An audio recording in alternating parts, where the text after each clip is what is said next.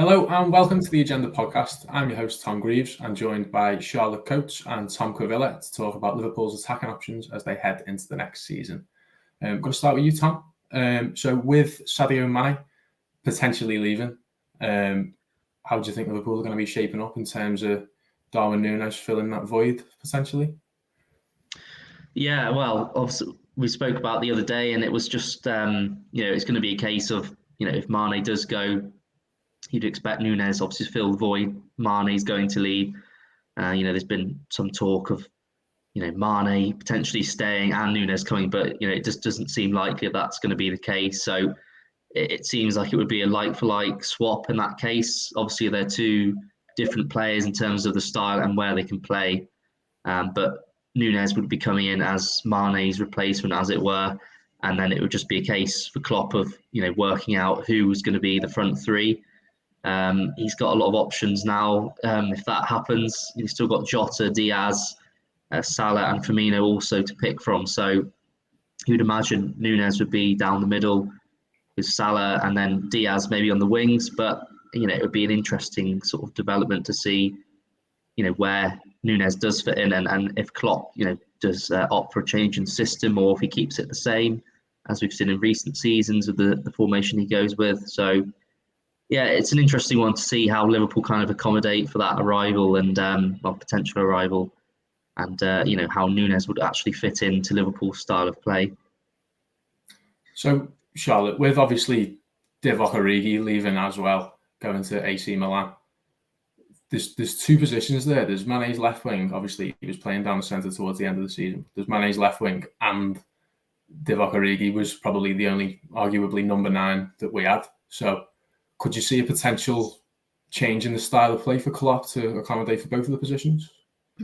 Yeah, I do think we could see, maybe not right from the start of the season, but I do think we could see him opting for more of a 4-2-3-1 formation, like his Dortmund side, the Dortmund side that won the double, won league twice in a row and got to Champions League final, where you've got, can't remember really the two they had sitting, but you'd think we've got Fabinho and Thiago, who Thiago played that perfectly when he was at Bayern, and then he's got Fabinho next to him, and then in front you've obviously got Salah, Diaz to the sides, and then Firmino be absolutely perfect in that number 10 role. And then obviously you've got Carvalho as well coming in, and we've not seen him in the Premier League, but heard a lot about him, a lot of promise, was in the championship team of the season, so you got to feel he's going to have some part to play.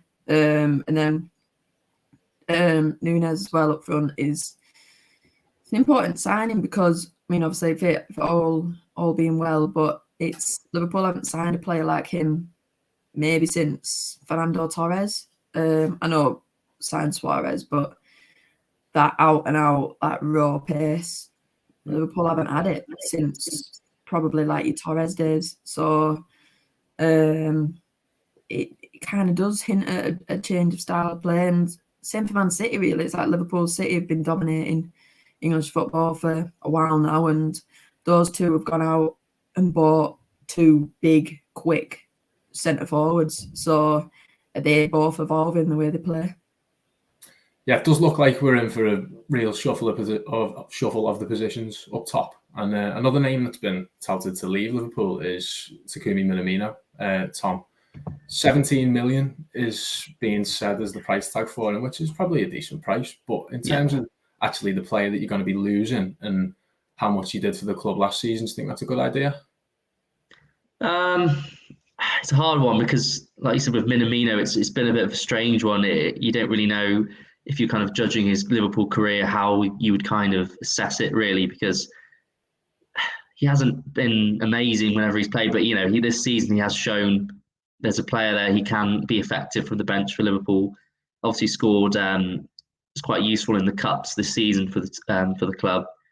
But, for Minamino as well, you get the impression that he wants to be playing every week, like most players do at each club. So, he's not going to get that at Liverpool. I think when they signed him, it was kind of one of those that 7 million, you couldn't really go wrong with it, kind of thing. It was still quite a good price.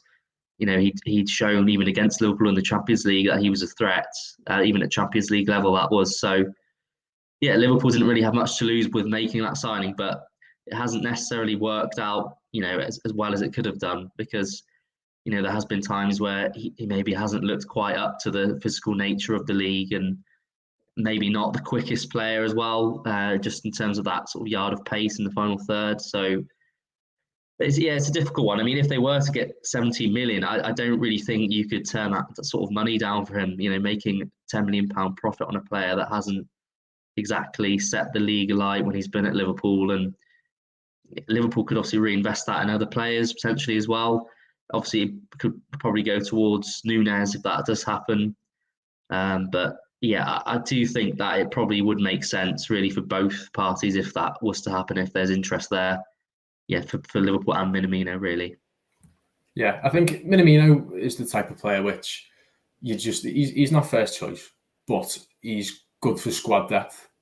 But Charlotte, do you think last season we kind of just jumped on Diaz straight away, and the squad depth was fantastic for us? But do you think it's an unrealistic expectation going forward that we can have the same type of squad depth in the attacking areas that we did last season, next season? Possibly. I mean, obviously the signing of Diaz came mid-season, so it automatically strengthens without losing anyone. So you're looking at, I mean, obviously you've got that core, you've got Salah, Mane was there last season, Jota, Firmino, and then Diaz comes in, and then you've got like Origi, Minamino, who are way down the pecking order, whereas at other clubs, like good Premier League clubs, they'd be well up there. So I mean, obviously it looks like Mane is on his way out, but Liverpool are acting fast to replace him, and Nunez is a big name now, and he's shown this season, well, last season, what he can do, and plenty of clubs after him, and Liverpool, they wouldn't pay that fee if they didn't think they had a potential superstar on their hands. So yeah, I do feel that, I don't know, like, you look at Man City and their squad depth in the forward, like they've got Jack Grealish on the bench for a lot of games, and he cost them £100 million.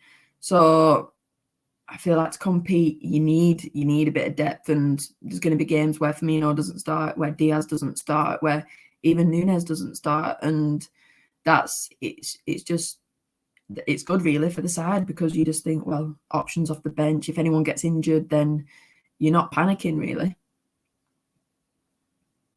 Yeah, and a name that we haven't mentioned so far as well is Diogo Jota. I think I felt kind of sorry for him last season, because when Diaz came in, he kind of just got delegated to the bench straight away, didn't he? Because of like how good Diaz was, and despite his form, he just got brushed aside, and he wasn't in bad form. I think people were too quick to jump on thinking that the reason why he wasn't getting selected was because he wasn't playing well enough, Tom. But he's more than capable of stepping up now, especially with that left wing slot that Mane's leaving as well.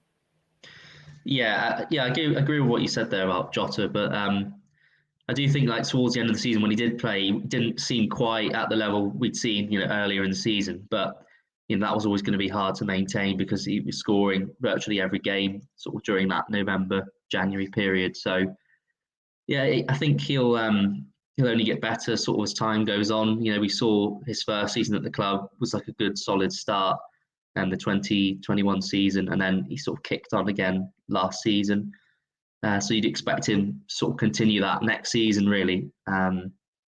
Maybe pushing on for the goals department and reaching 2025. But it's just a case of where he's actually going to fit in. Like you were saying, if Mane goes and Nunez comes in, how exactly is Klopp going to decide who's his go-to front three? Because there's every chance that he wouldn't come into that if you've got Diaz and Salah and Nunez as the three. So yeah, it's a difficult one. I mean, Jota, I don't know how Jota would be feeling about this potential arrival, because although every squad always says they enjoy the competition, he may be sort of looking at this thinking, fearing for his place really a little bit. Although he's not the same out-and-out position as Nunez, it just leaves, there's one less sort of option in that final third available for him. So, yeah, it'll be interesting to see how Klopp approaches it if Nunez does come, because, like you said, it's just interesting to see where Jota will kind of fit in next season. Yeah. So I'll stay with you, Tom. With the outgoings currently, it seems like there's a lot more links away from Liverpool than links to Liverpool. The only real striker that we've been linked to is Nunez. Could you see this as a potential path for the likes of Kate Gordon to kick on a bit next season? Yeah, possibly. I mean, Carvalho is probably going to be the main one, I think. Quite excited to see what he's going to bring to the team. And, we've seen the quality he's had at Fulham, and you sort of expect that he'll be featuring, maybe not from the start, but probably from the bench quite a bit late on in matches if we're winning, or, in cup games. There's probably a strong chance he's going to be starting a lot of the FA Cup and Carabao Cup matches. Cade Gordon, like you said, is another one that's probably going to be featuring a bit for Liverpool as well. And then obviously Harvey Elliott, it's going to be a big season for him after that disappointment of that injury away at Leeds last season, which kind of disrupted his flow, because it was actually a bit of a surprise last season to see Elliott actually within the starting 11 for those early matches. I think he started at home to Chelsea in that 1-1 draw in August, and that, obviously that's a big game for him to be thrown into. So, yeah, I think we'll be seeing, a bit more of that next season with the young players, getting more of a look in and a chance to sort of prove what they can do, because Klopp's obviously quite keen for that sort of thing and promoting, youth, giving them an opportunity. And Curtis Jones is another one that's probably going to, be playing more as well. Some people have mentioned whether it'd be worth a loan for Jones, but I imagine he'd be sort of sticking around at Liverpool next season again and trying to sort of kick on from last year. So, Charlotte, Tom mentions Harvey Elliott there. He got himself on the assist sheet. Got 2 assists last night for the England under-21s. What role can you see him having next season? I think he probably would have been a little bit disappointed with the start that he had in the team. He probably would have been a little bit disappointed not getting as much game time towards the end of the season last season. Yeah, I think I'm not sure really what happened in the last. I mean, obviously he came back from a serious injury 4 months out, and the injury itself was a serious one. It wasn't nice to see. Then he came back, and then obviously when on his first appearance, I think when he came on as a sub against Cardiff in the FA Cup, he scored. So didn't really kick on from that. But he's a young lad coming back from a serious injury, so there were no pressure on him for that second half of the season, and obviously the team were doing so well where you don't really disrupt a side that's just winning game after game. So tough for him. But then obviously the start he had, starting those games, and like Tom said, it was a shock. It was a shock to see him in the team, especially in the midfield, because that was something that we didn't predict. That was something that they've worked on in pre-season. So I don't think he'll start the season, because I do think you've got Thiago, you've got Fabinho, obviously you've still got Henderson, Naby Keita. I think they want to tie him down to a new contract, but I feel like he could be someone Klopp could look to as the season goes on to carry on where he left off, really, in that right-sided midfield role where he's linking up, like, because the link he had with Trent and Salah down that right-hand side, the triangles they were making, and he was kind of like turning into the winger at times and overlapping Trent, whereas Salah were coming inside, and so was Trent as well. So it was interesting, and it was a shame we couldn't see more of it, but it won't be the end of that, I'm sure. No, definitely not. And one of Harvey Elliott's former teammates, Tom, Fabio Carvalho, is obviously heading to Liverpool. He's watching Fulham. He's typically like a number 10, but Liverpool don't really play with a number 10, do they? They play with 2-8. So how could you see him slotting into the team? Where could you see him playing next season? Yeah, it's a difficult one, isn't it? Like you said, because of the system we're playing at Liverpool, it's doesn't quite match up to Fulham's. So you'd imagine he'd be coming on. I don't know. He maybe might be using the midfield like we've seen with Elliott, sort of as Charlotte was saying, on the right side. Potentially, that could be a position where he comes on as a substitute to replace whoever's playing there next season. Or alternatively, maybe on the left wing, cutting in, onto his right foot from the left side. I can't see him sort of playing down the middle as like sort of the main focal point of the attack. I mean, it's something that could be explored potentially, but you just wonder if he's got the sort of the physicality to lead the line in that way.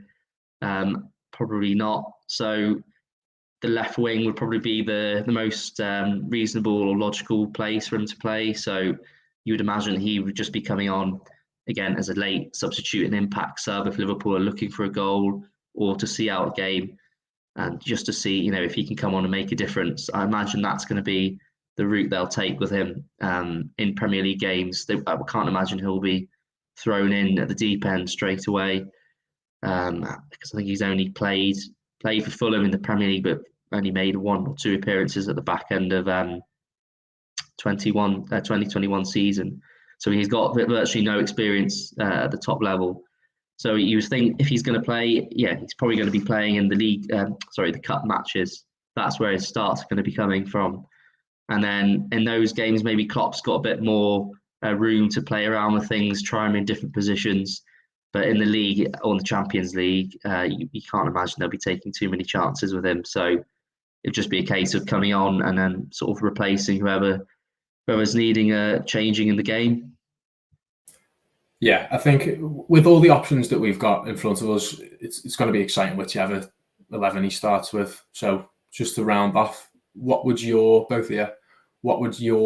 best 11 be? I think the back five picks itself. Matip or Kanate is debatable. Yeah. What do you think going forward from there? What is this current squad? To play, everyone's fit. Go if we think the signings that we're going to make happen. So Nunez comes in, and anyone else you want to throw into the mix that you think you've got an eye on. But Alisson, Trent, Robbo, Van Dijk. Who's your other centre half? Go with Matip, I think. Matip. Yeah. I'd go Kanate. Oh. Midfield, Thiago. Fabinho. Yeah, Thiago, Fabinho, Bellingham, Gavi, Yeah. So forward line then, back onto our topic, is Nunez, Diaz, Salah. Agreed? Yeah. Well, that's how we're shaping up next season. I think we're in for an exciting one, don't we? I hope everyone's enjoyed listening. Thanks for joining me, Tom and Charlotte, and we'll see you next time.